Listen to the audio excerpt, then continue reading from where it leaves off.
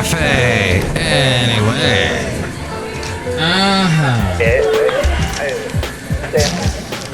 Mike's Daily Podcast. This is a joy to be with you. I missed a day. I did. Well, I'm not supposed to say that, huh? Okay, I pointed out my own incongruities. Mike's Daily Podcast. Welcome to episode 2598. 2598 ain't that great. It's Mike Matthews, and I have to state that I sometimes get interrupted, and now I have to find a word that rhymes with interrupted, disrupted. Why am I trying to Mike's Daily Podcast. use my brain in such matters when I could use an AI program? Mike's What is a rhyme Daily for AI? Podcast. I could ask it. Yeah! Let's see. What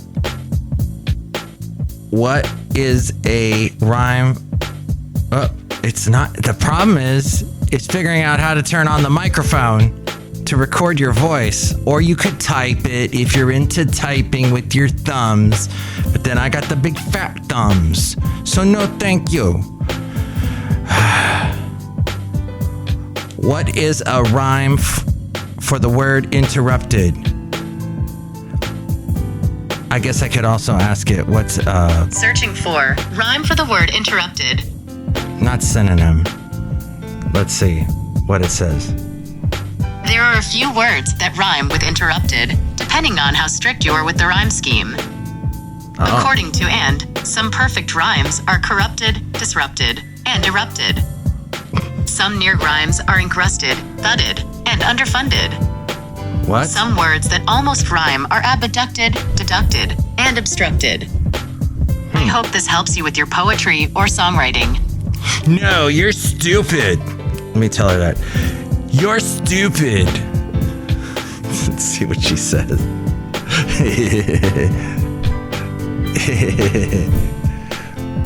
Oh, it said, oh, I'm sorry. And here's today's podcast I'm sorry, picture. but I prefer not to continue this conversation. I'm What? still learning, so I appreciate your understanding and patience. Wow. Put me in my place. The podcast picture today is of a picture I took yesterday as I was going on a lovely walk in Podcaster Valley, where we are today. Café Anyway, the last place on earth. And yes, these people are real, unlike AI, which is fake. Wait a minute. Maybe I had that switched around or mixed up. A lot of stuff that AI does is fake. But AI is a real thing, and you better deal with it and understand it. Although the late, great Basil the Boxer probably wouldn't like AI. No. He'd be like, hey, I don't like it. That's what he would say. Basil, you say such funny things. The late, great Basil the Boxer. Hey, Rocky the cat was really bugging me as I was trying to write a nice thing in the anniversary card that I was giving to my lovely lady friend. Yes, we met 5 years ago. Thanks to that wonderful, lovely being with the bark that you just heard. Yes. So he, as I was walking him in Podcaster Valley, I ran into my lovely lady friend who was with a friend. And they're both, oh, this dog is so beautiful and wonderful. And then that's when she and I started to talk. And the door was open. And people sounded so creepy. That's where we met each other and dialogue began.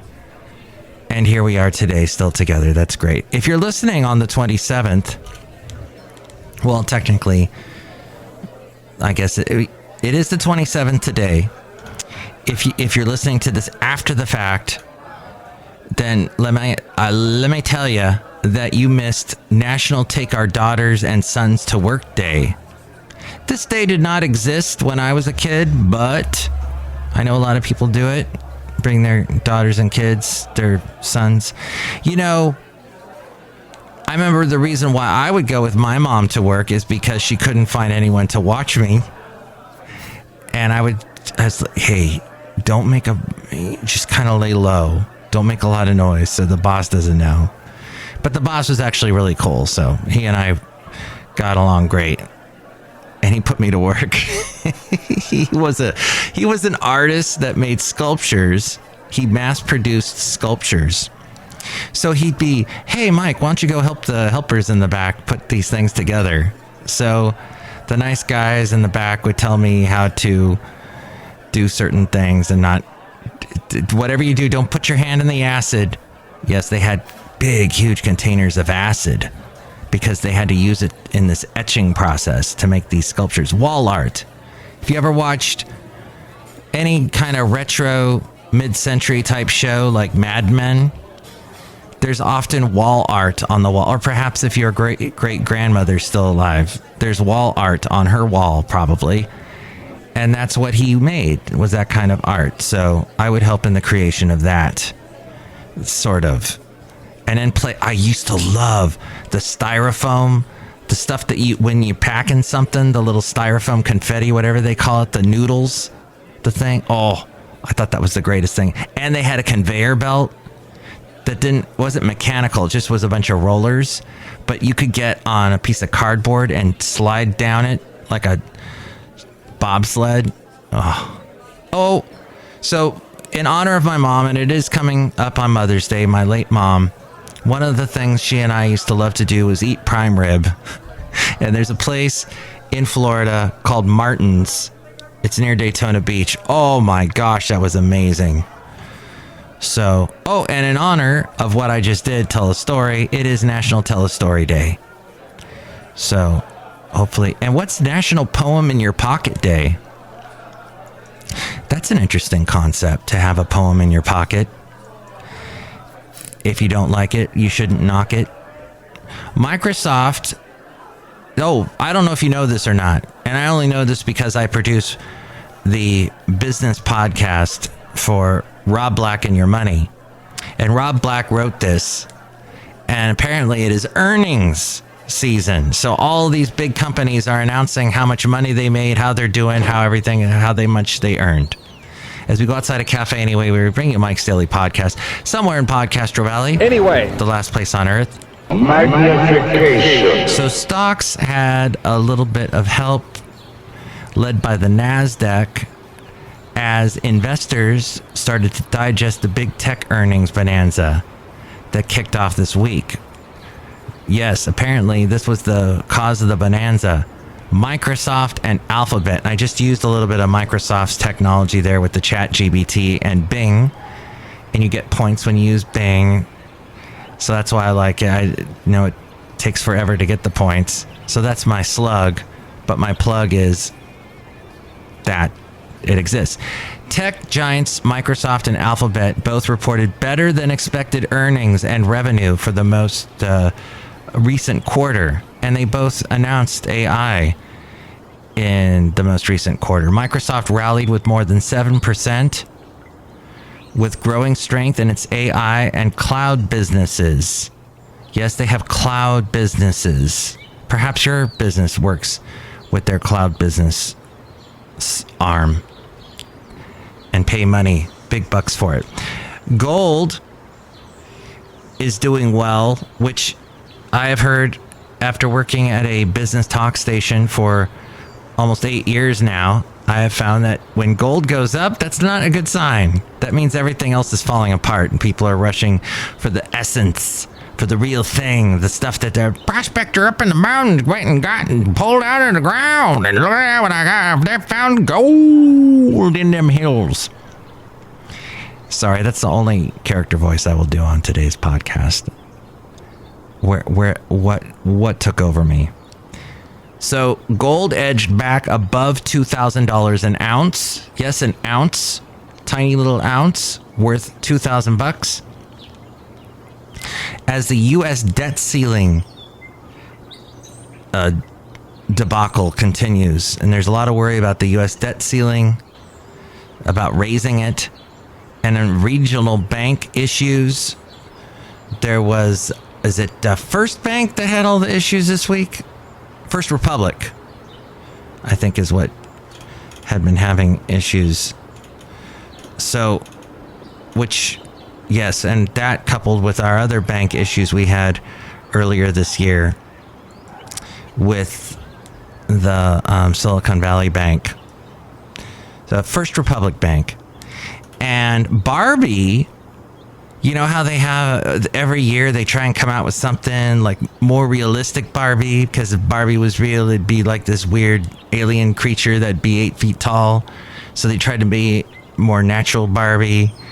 And then there was, you know, instead of it always being white blonde haired Barbie, they had other types of human being looks, other colors, representing other backgrounds.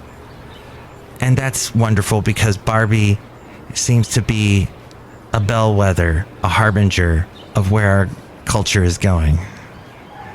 I don't know. I made all that up. But Barbie released a new doll with Down syndrome. Because they're releasing a new lineup of inclusive figures. Barbie's fashionista lineup have included a doll with hearing aids and a doll who comes with a wheelchair and ramp.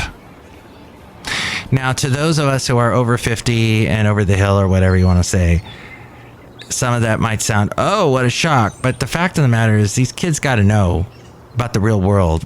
And people got all kinds of, you know, it's not just, there's blonde, tall Barbie and blonde, tall Ken. There's all types of people to make this world go around. I'm certainly not blonde. I'm kind of tall, but I'm not that tall. And yeah, my name's not Ken, so not to bash anybody named Ken. The front panel will close automatically. Please remain seated. It's Mike. That's why the name of the show is Mike's Daily Podcast. I feel as if I hit an Eddy here, sort of stalled. So let's move forward. One other thing. Meta's doing really well. Meta had first quarter earnings. Oh, they had first quarter earnings after the bell, and Mark Zuckerberg made a lot of money, and he's touted 2023 as the year of efficiency as the company deals with numerous challenges to its business. They let lots and lots of people go, as you know. Election fundraising season is officially on. Yes, we've just moved into that. You will travel into the incredible universe. Big donors in the business world started rallying around President Joe Biden soon after he announced that he's running for re-election next year. He announced this week. We all knew it was coming.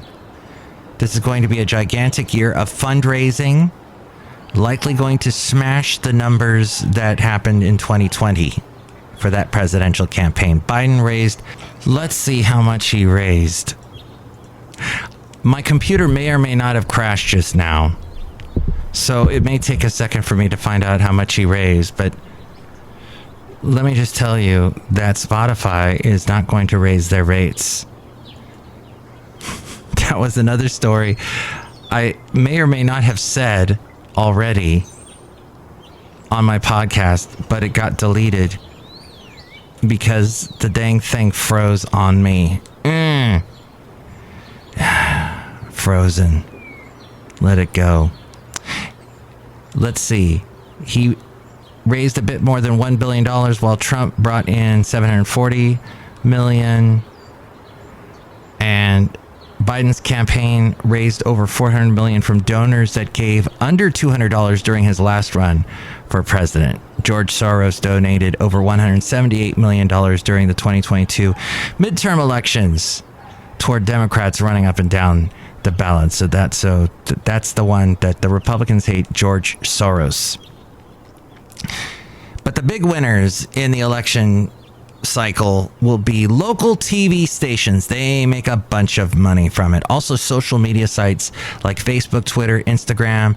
I know YouTube shows a lot of ads. I don't think radio makes as much money as they used to, but it is a big job on the back end in radio because of all the FCC regulations. You have to file a bunch of paperwork once somebody spends money on an ad, on a political ad. Look who's outside a Café Anyway, where it's rather warm right now. Hello, my commander, Madame Rootabega. Oh, I'm drinking some water. Do you like water? Yes. Are you staying hydrated? Yes. Did you enjoy the hot weather today? No. Yeah, it is. In April? Come on, this hot? No. No, thank you in Podcastro Valley. Michael Masters, it's wonderful talking to you and hearing all of this news. Oh, thank you. Look who else is here. Hello there, Mike. This is Valentino, the Bear King attendant.